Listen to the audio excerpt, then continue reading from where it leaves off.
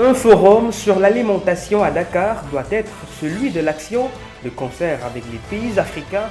Ils sont au nombre de 20 les chefs d'État qui ont répondu à l'appel du président Macky Sall. La malgouvernance du régime en place ne passera pas.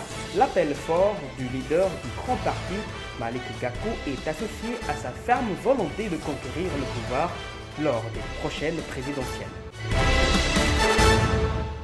Le mot d'ordre de grève est levé, mais il n'est qu'en suspense.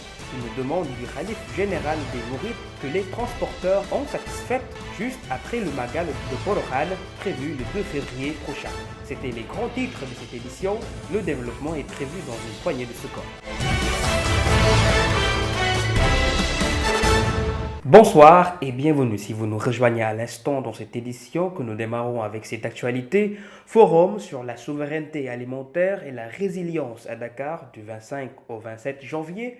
20 chefs d'État y ont pris part avec l'État du Sénégal sous la présence effective du président Macky Sall pour définir des pactes nationaux. Cet axe sera centré sur la prise en charge des secteurs tels que l'agriculture, le commerce, entre autres. Dakar 2 sera un moyen de financement et de partenariat. Voici les propos du chef de l'État.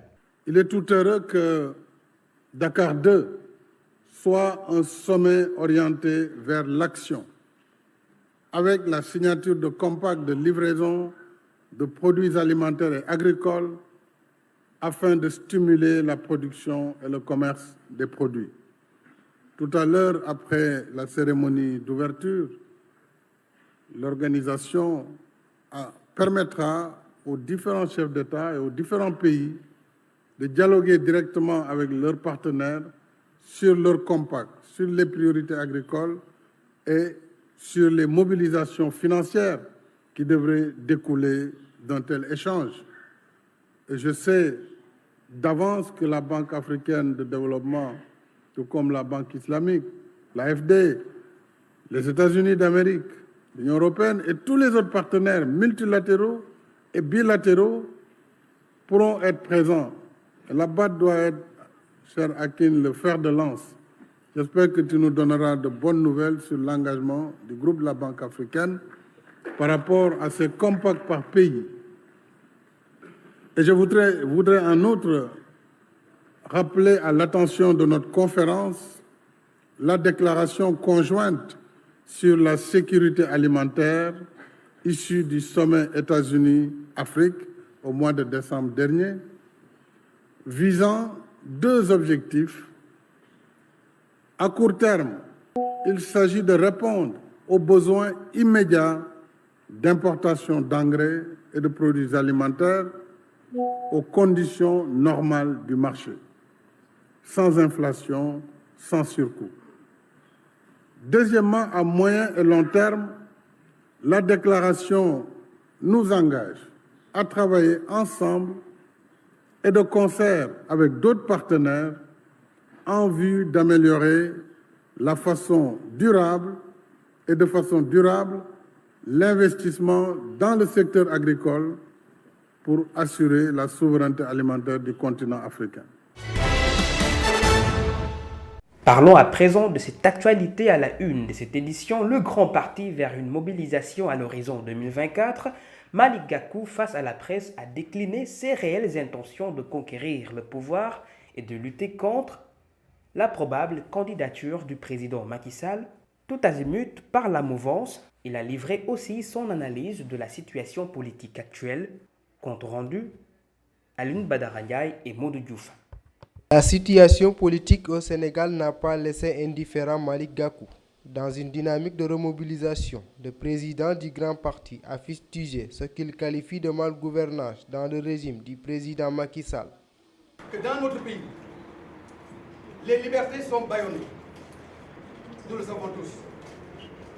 Nous savons aussi que la démocratie sénégalaise est menacée. Nous savons tous que la justice, elle est faite pour les Sénégalais, mais la justice n'est pas faite pour Macky Sall et son clan. Vous savez tous, et vous l'avez lu, le rapport de la Cour des comptes. Le rapport de la Cour des comptes stigmatise de manière systématique la concussion, la corruption et la malgouvernance de nos institutions. Au-delà du rapport de la Cour des comptes, tous les rapports des institutions de contrôle de l'État, que ce soit l'Inspection générale d'État, que ce soit l'OFNAC, que ce soit toutes les autres structures liées au contrôle, que ce soit l'ARMP ou autres, chaque jour, l'incurie du gouvernement est manifeste. L'incurie du gouvernement est manifeste, d'autant plus que, nous le savons tous, le gouvernement ne cesse de se calibrer dans le chapitre de la malgouvernance, dans le chapitre de la corruption, dans le chapitre de l'enrichissement illicite. À quelques accablures des élections, bien qu'elles se dessinent, avec des enjeux multiples et complexes, Malick Gakou n'émet aucune réserve sur un intérêt grandissant face à l'électorat. Nous allons nous lever autour de la coalition Manko Yewwi Sénégal que nous allons lancer dans les prochains jours avec les forces vives de la nation et tous nos compatriotes qui partagent notre vision du Sénégal. Je vais, en 2024, en devenant le 5e président du Sénégal,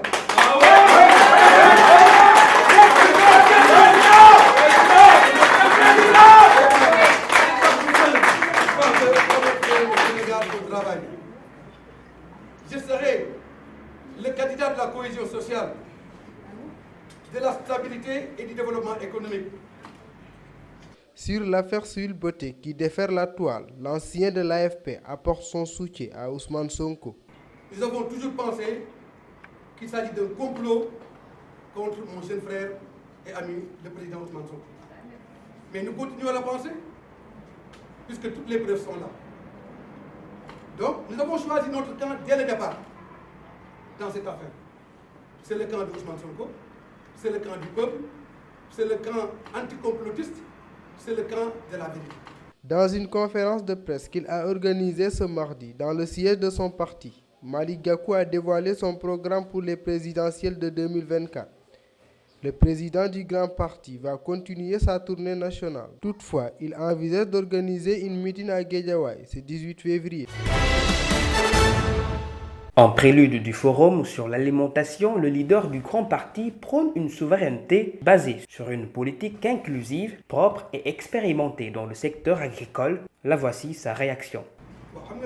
Dama wax fi sànq ci sama exposé liminaire li ñuy wax ci économie dëkk boo xam ne nii day décapitalisé xam nga Sénégal ñun bi Macky Sall nekkee président ba léegi at bu nekk mu déglu souveraineté alimentaire ba ginnaaw suba sax fii ci Dakar dina lancer un sommet mondial sur la souveraineté alimentaire mais lu muy jël Macky Sall chaque année mën nañu le Sénégal sera autosuffisant en riz.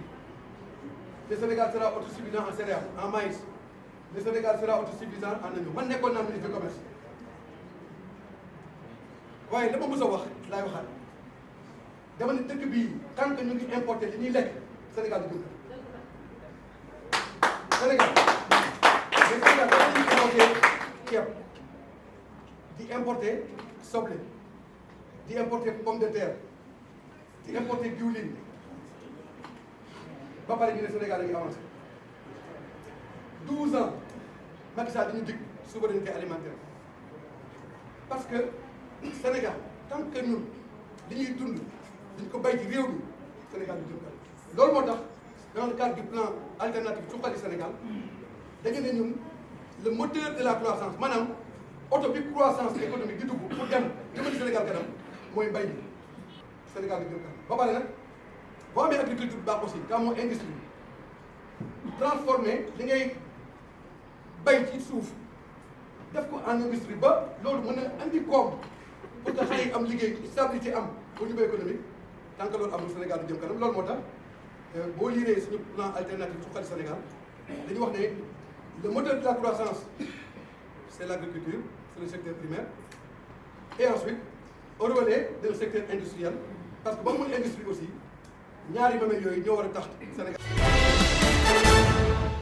La destitution d'Aminata Touré est issue d'un vote partagé entre les groupes Benno Bokk Yakaar et Liberté Démocratie de Wallu. Cet accord, s'il est inhabituel, peut être significatif dans d'autres contextes, comme celui des prochaines élections présidentielles en 2024. Sur ce pragmatisme, Mamadou Albersi, analyste politique, nous en dit plus dans ce commentaire d'Ibrahim Monsali.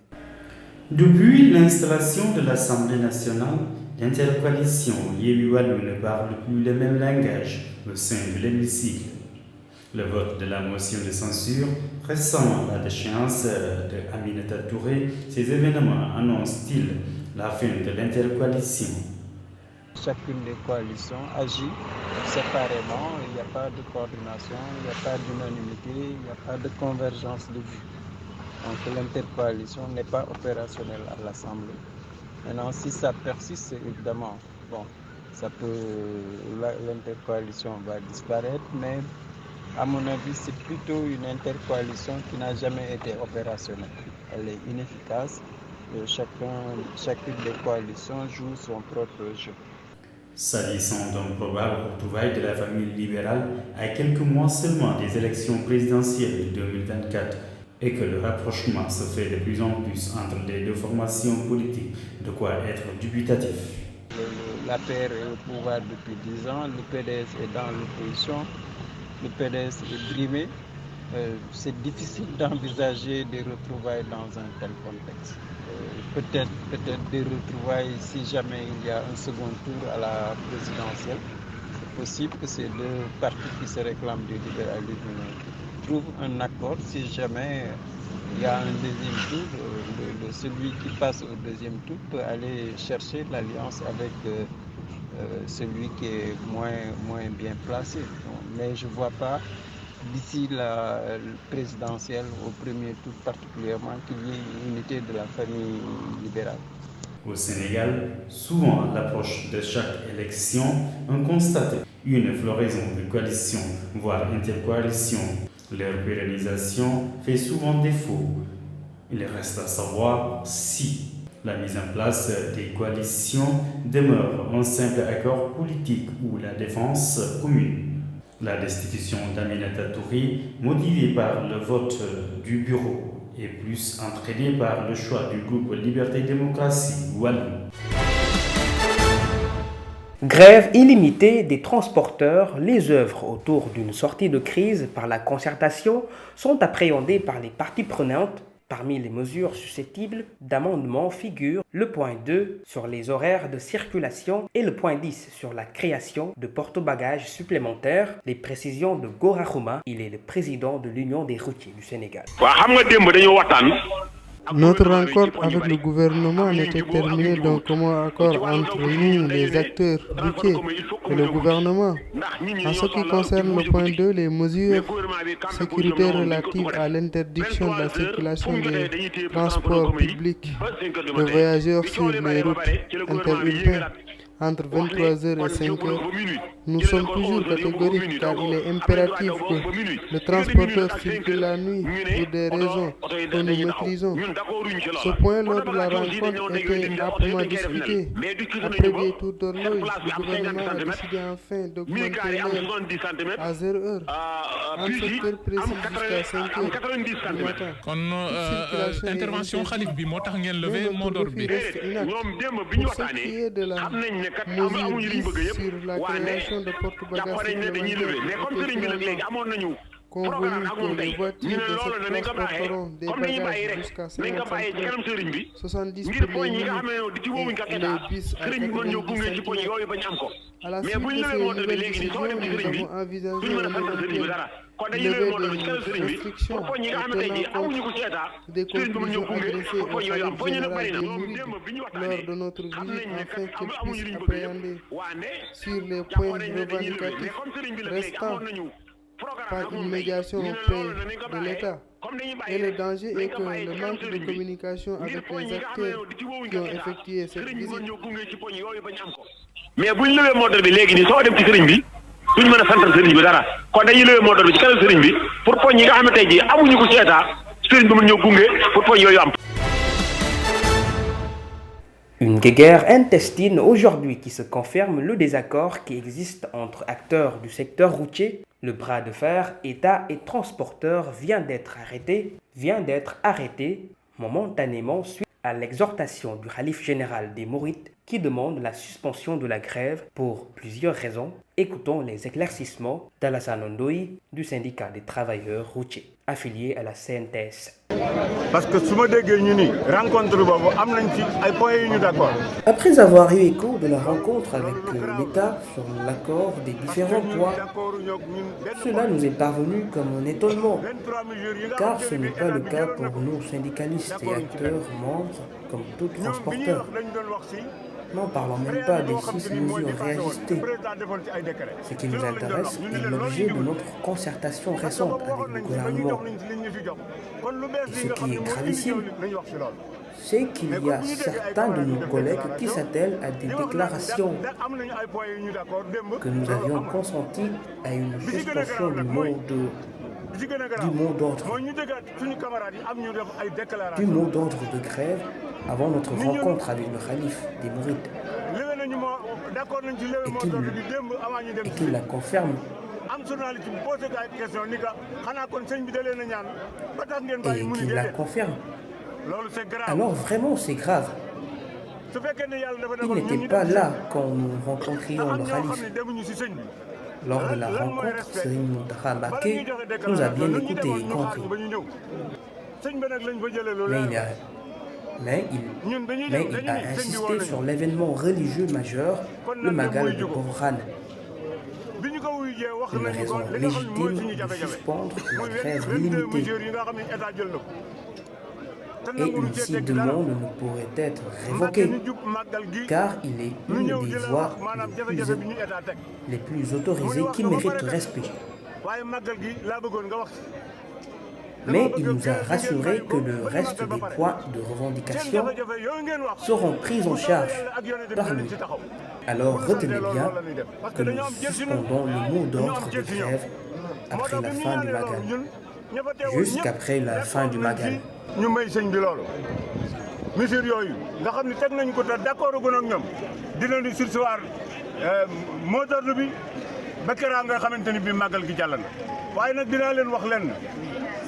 C'est la fin de ce journal. Merci infiniment de l'avoir suivi. Je vous retrouve demain à pareille heure. Passez une excellente soirée.